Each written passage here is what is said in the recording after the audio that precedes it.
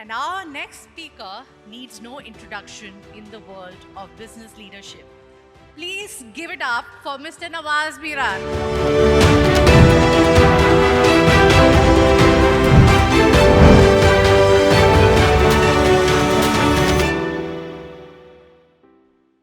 ശ്രീജിത്തിൻ്റെ ഒരു ക്ലയൻ്റാണ് ഞാൻ. അപ്പോൾ ശ്രീജിത്ത് ഇങ്ങനെ ഒരു പ്രോഗ്രാം പറഞ്ഞപ്പോൾ ശ്രീജിത്ത് സാധാരണ രീതിയിൽ വളരെ ഹമ്പിൾ, ഒരു ട്രൂ പ്രൊഫഷണൽ, വന്നാൽ കാര്യമൊക്കെ പറഞ്ഞ് പോകുന്ന ആളാണ്. അപ്പം ഞാനിതൊരു ചെറിയ പരിപാടിയായിരിക്കും എന്ന് വിചാരിച്ചാണ് വന്നത്.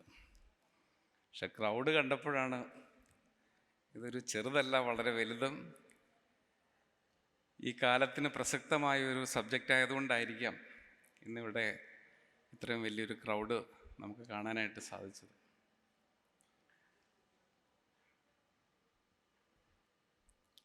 ഇന്നത്തെ ടോപ്പിക്കിൻ്റെ രണ്ട് ഭാഗമുണ്ട്. ബിസിനസ്സുമായിട്ട് പറയുകയാണെങ്കിൽ ബിസിനസ് സസ്റ്റൈനബിലിറ്റി റിസ്ക് എന്ന് പറയുന്ന ഒരു ഭാഗമാണ് നമ്മൾ ഇന്ന് കാണുന്നതും ഇന്ന് സംസാരിക്കാൻ ഉദ്ദേശിക്കുന്നതുമായിട്ടുള്ള ഇതുമായിട്ട് ബന്ധപ്പെട്ട് നിൽക്കുന്നത്. ഒരു ബിസിനസ് സസ്റ്റെയിൻ ചെയ്യുന്നതിന് എന്തെല്ലാം കാര്യങ്ങളാണ് അതിൻ്റെ റിസ്ക് എലമെൻ്റായിട്ട് വരുന്നത് എന്ന് എപ്പോഴും ചോദിച്ചുകൊണ്ടിരിക്കേണ്ട ഒരു കാലഘട്ടത്തിലാണ് നമ്മൾ. ഒന്ന്, ടെക്നോളജി മാറുന്നു, ബിസിനസ് ഭയങ്കര ഡൈനാമിക്കായിട്ട് നിൽക്കുന്ന സ്ഥിതിയാണ്. ഇന്ന് കൊടുക്കുന്ന പ്രോഡക്റ്റ് ഓഫറിംഗ് അല്ല നാളെ. അങ്ങനെ പലവിധ രീതിയിൽ ബിസിനസ് ഇങ്ങനെ മാറിക്കൊണ്ടിരിക്കുന്ന ഒരു സാഹചര്യം. രണ്ട്, നമ്മളെ സംബന്ധിച്ചിടത്തോളം നമ്മൾ ഒട്ടും തന്നെ പ്രതീക്ഷിക്കാതെ പല രീതിയിലുള്ള ജിയോ പൊളിറ്റിക്കൽ ഇഷ്യൂസ് നമുക്ക് കടന്നു വരുന്നു. ഇപ്പോൾ US പോലുള്ള രാജ്യങ്ങളിലേക്ക് എക്സ്പോർട്ട് ചെയ്തുകൊണ്ടിരിക്കുന്ന ആൾക്കാർക്ക് പണ്ടുള്ള 5% മാറി ഇന്ന് 50% ടാരിഫ് വന്നപ്പോൾ US മാത്രം കോൺസെൻട്രേറ്റ് ചെയ്യുന്ന ബിസിനസ്സുകളെ സംബന്ധിച്ചിടത്തോളം അവർ കംപ്ലീറ്റായിട്ട് ബിസിനസ്സിനെ ഒന്ന് റീലുക്ക് ചെയ്യേണ്ട ഒരു സാഹചര്യം കൂടി വന്നിരിക്കുകയാണ്. ഇതെല്ലാം കൂടാതെ ഒരു ഫാമിലിയിൽ 3-4 ആൾക്കാർ സിബ്ലിങ്സ് ആയിട്ടുള്ള ഒരു ഫാമിലിയിൽ ആര് കോൾ എടുക്കും എന്നുള്ളതൊരു വലിയ ചോദ്യചിഹ്നമായിട്ട് എപ്പോഴും നിൽക്കും. ഫാദർ ഉള്ള സമയത്ത്, ഫാദർ റൺ ചെയ്യുന്ന സമയത്ത് കാര്യങ്ങളെല്ലാം നടന്നു പോകും. ഏൽപ്പിക്കുന്ന കാര്യങ്ങൾ ഓരോ കുട്ടികളും അവരുടേതായ ഇൻട്രസ്റ്റൊക്കെ വെച്ച് ചെയ്യും. പക്ഷെ ഫാദർ മാറി നിൽക്കുന്ന ഒരു സാഹചര്യം വന്നു കഴിയുമ്പോൾ ആ ബിസിനസ്സിനെ എങ്ങനെ ഒരുമയോട് കൂടിയിട്ട് നമുക്ക് മുന്നോട്ട് കൊണ്ടുപോകാൻ സാധിക്കും എന്നുള്ളതെല്ലാം വലിയ ചോദ്യചിഹ്നമായി നിൽക്കുന്ന ഒരു കാര്യമാണ്. ഇത് ബിസിനസ് സസ്റ്റൈനബിലിറ്റി റിസ്ക് എന്ന് പറയുമ്പോൾ ഞാൻ എപ്പോഴും ചോദിക്കുന്ന ഒരു കാര്യം, പലരോടും എന്നോട് സംസാരിക്കുന്ന ആൾക്കാരോട് ഞാൻ പറയാറുള്ളത്, നമ്മൾ ചെയ്യുന്ന ബിസിനസ്സിൻ്റെ 20% ടേൺ ഓവറിൽ കുറവ് വന്നാൽ, അതായത് ഇന്ന് 100 കോടി രൂപ നമ്മൾക്ക് ടേൺ ഓവർ ഉണ്ട്, ഈ 100 കോടി രൂപ 80 കോടി രൂപയാകുന്ന സമയത്ത് നമ്മളുടെ ബോട്ടം ലൈനിൻ്റെ സ്ഥിതി എന്താണ്, നമ്മളുടെ പ്രോഫിറ്റബിലിറ്റിയുടെ സ്ഥിതി എന്താണ് എന്ന് നമ്മളെപ്പോഴും നോക്കിക്കൊണ്ടേയിരിക്കണം. കാരണം നമ്മളെപ്പോഴും ഗ്രോത്തിനെ കുറിച്ച് മാത്രമേ സംസാരിക്കുള്ളൂ. ഗ്രോത്തിനെ കുറിച്ച് സംസാരിക്കുമ്പോഴുള്ള ഒരു ഇഷ്യൂ എന്ന് പറയുന്നത്,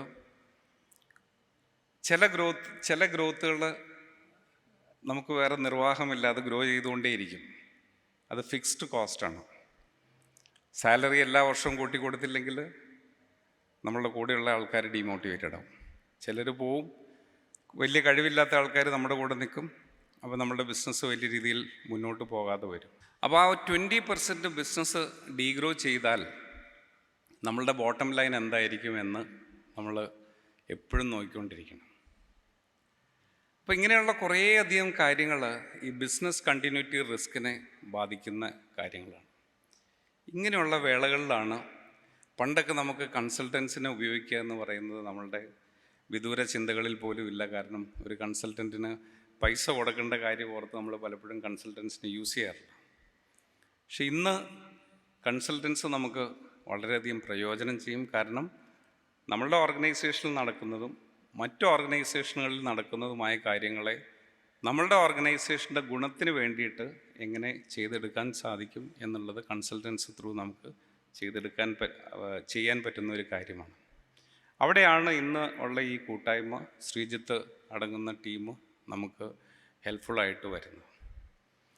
ബിസിനസ് സക്സഷൻ എന്ന് പറയുമ്പോൾ രണ്ട് രീതിയിൽ നമ്മൾ കാണുന്നു.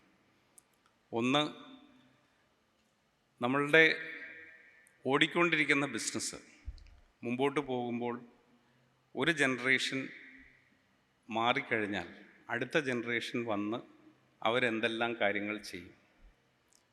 അപ്പോൾ അതൊരു ചോദ്യം. രണ്ടാമത്, ഈ രണ്ടാമത്തെ ജനറേഷൻ എന്ന് പറയുന്നത് മുഴുവൻ പെൺകുട്ടികളാണെങ്കിൽ അവരെന്ത് ചെയ്യും? മൂന്നാമത്, ഓടിക്കൊണ്ടിരിക്കുന്ന ബിസിനസ്സിൽ നെക്സ്റ്റ് ജനറേഷനിൽ ആരുമില്ല എന്ന് വരും. അപ്പോൾ നമ്മൾ എന്ത് ചെയ്യും? അങ്ങനെ വിവിധങ്ങളായ ഇഷ്യൂസ് ഈ സക്സഷനുമായിട്ട് ബന്ധപ്പെട്ടിട്ട് നമുക്ക് സംസാരിക്കാനായിട്ട് സാധിക്കും. പല സമയങ്ങളിലും ഇതിപ്പോൾ ആ സക്സഷൻ്റെ ഒരു ഏറ്റവും കടുപ്പം കൂടിയ കാര്യം എന്ന് പറയുന്നത് വിഹിതങ്ങളാണ്, അല്ലെങ്കിൽ വീതം വയ്ക്കലാണ്.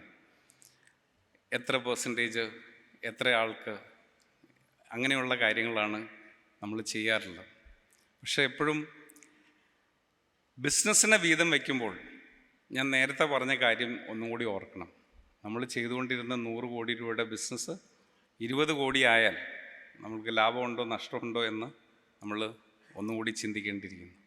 അസറ്റ് വീതം വെച്ചു എന്ന് വെച്ചിട്ടൊരു കുഴപ്പമില്ല, പക്ഷേ ബിസിനസ് വീതം വയ്ക്കുമ്പോൾ യു ഹാവ് എൻ ഇഷ്യൂ. അപ്പോൾ ഇത് അസറ്റിൻ്റെ കാര്യത്തിലായാലും ടോട്ടൽ ബിസിനസ്സിൻ്റെ കാര്യത്തിലായാലും ഇതെല്ലാം ഇന്ന് സംസാരിക്കാനായിട്ടുള്ളൊരു മനസ്സ് വേണം. നമ്മളെല്ലാം ഇമോഷണലി വളരെ എന്താ പറയുക, സോഫ്റ്റ് ആയിട്ടുള്ള ആൾക്കാരാണ്.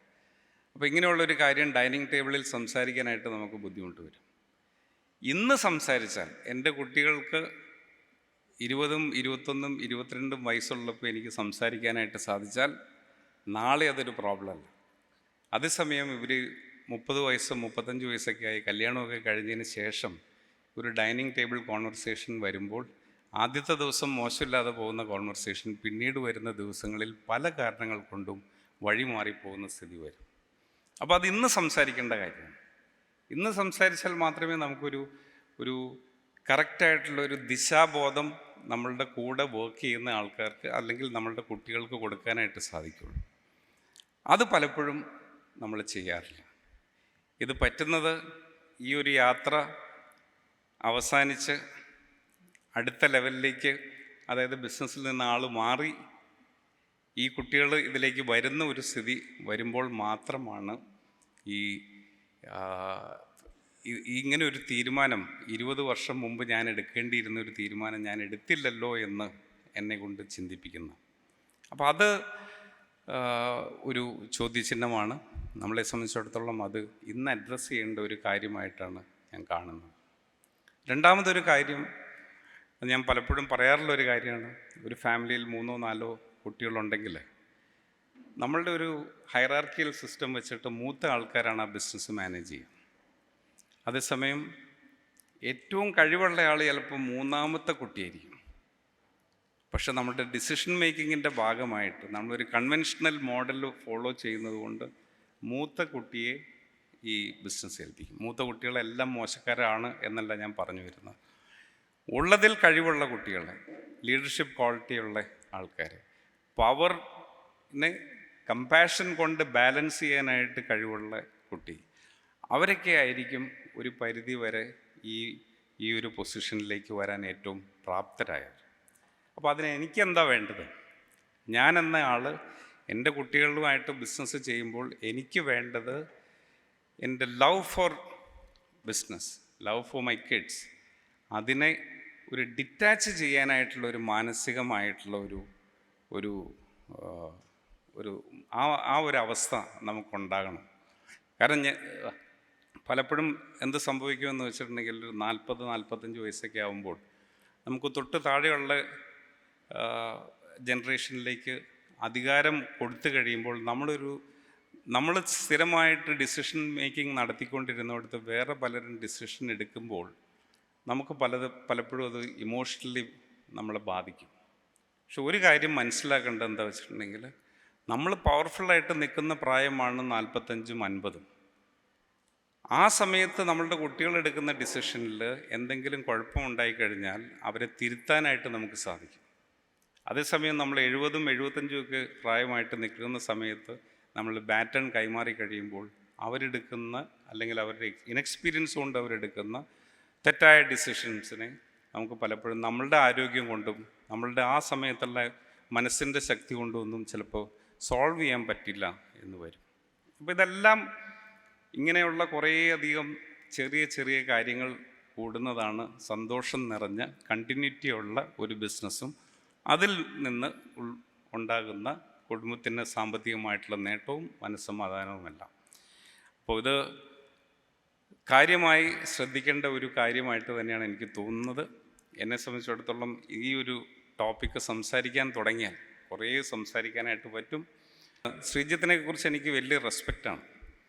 തലശ്ശേരി എന്ന് പറയുന്ന നാട്ടിൽ നിന്ന് മലയാളം മീഡിയം സ്കൂളിൽ പഠിച്ച് മദ്രാസിൽ ചെന്ന് മദ്രാസിൽ അദ്ദേഹത്തിൻ്റെ ഫാദറിൻ്റെ കൂടെ ഫാദറിനെയും സഹായിച്ച് ചാർട്ടേഡ് അക്കൗണ്ടൻസി 8 വർഷം കൊണ്ട് എഴുതിയെടുത്തു. അതൊരു കുഴപ്പമില്ല കേട്ടോ. പല എഞ്ചിനീയർമാരും കുറേ സമയം കഴിഞ്ഞ് എഞ്ചിനീയറിംഗ് ഒക്കെ പാസ്സായിട്ടുള്ളൂ. അതെ 6 വർഷം കൊണ്ട് CA ഒക്കെ പാസ്സായി. ഇന്ന് ഒരു വേഴ്സറ്റൈൽ എക്സ്പീരിയൻസ് ഉള്ള ആളാണ് അദ്ദേഹം. ഞാൻ എൻഗേജ് ചെയ്യുന്ന ഒരു പ്രൊഫഷണലാണ്. അപ്പോൾ ഈ ഒരു വേളയിൽ എന്നെ ക്ഷണിച്ചതിലും ഇങ്ങനെയൊന്ന് സംസാരിക്കാനായിട്ടുള്ള അവസരം തന്നതിലുള്ള സന്തോഷം അറിയിക്കുകയാണ്.